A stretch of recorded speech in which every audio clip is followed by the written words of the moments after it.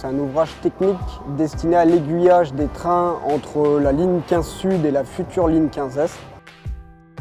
L'ouvrage, c'est 150 mètres de long, 35 mètres de profondeur et une largeur variable entre 26 et 16 mètres de largeur. L'ouvrage est réalisé un peu comme une boîte à chaussures, donc avec des murs périphériques qui s'appellent parois moulées. Et lorsqu'on terrasse cette boîte et qu'on escave le matériau, on a besoin de venir maintenir les parois moulées. Donc pour ça, on met en place un système de butonnage. L'un des risques majeurs que nous avons identifiés seront les opérations de soudage et de découpe des butons de soutènement des parois. Et donc du coup, ça expose les salariés à des risques de fumée de soudage. Donc le butonnage, ça correspond à quasiment 1 an d'activité sur notre chantier, sur les 5 déjà passés. On a un buton qu'on vient mettre en place entre 2 parois, sur lesquelles on a 2 parois qui exercent une force sur ce buton, qui est en compression entre ces deux parois. Et on a un buton qui a des tels efforts qu'il est pour nous impossible d'enlever ce buton sans devoir découper le buton. Donc c'est tout naturellement que nous avons demandé aux entreprises de mettre en œuvre des actions de prévention sur ce sujet-là.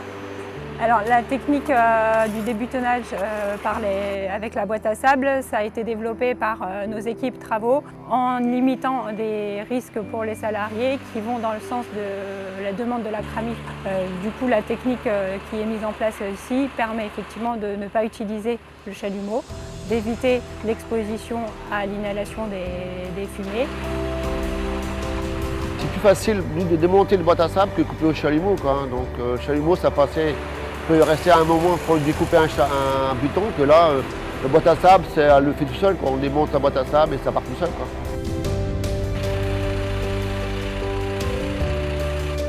Ça nous a amené à réfléchir à tout l'ensemble du système de butonnage et essayer de travailler sur chacune des étapes.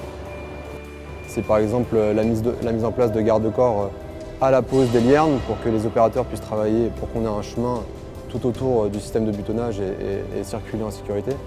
On a aussi des systèmes qui permettent de maintenir les matages. Ce qui est intéressant sur ce projet, c'est qu'au-delà d'avoir évité pour le coup le risque lié aux fumées de soudage, ils ont amélioré l'ergonomie au poste de travail, ils ont diminué considérablement les manutentions.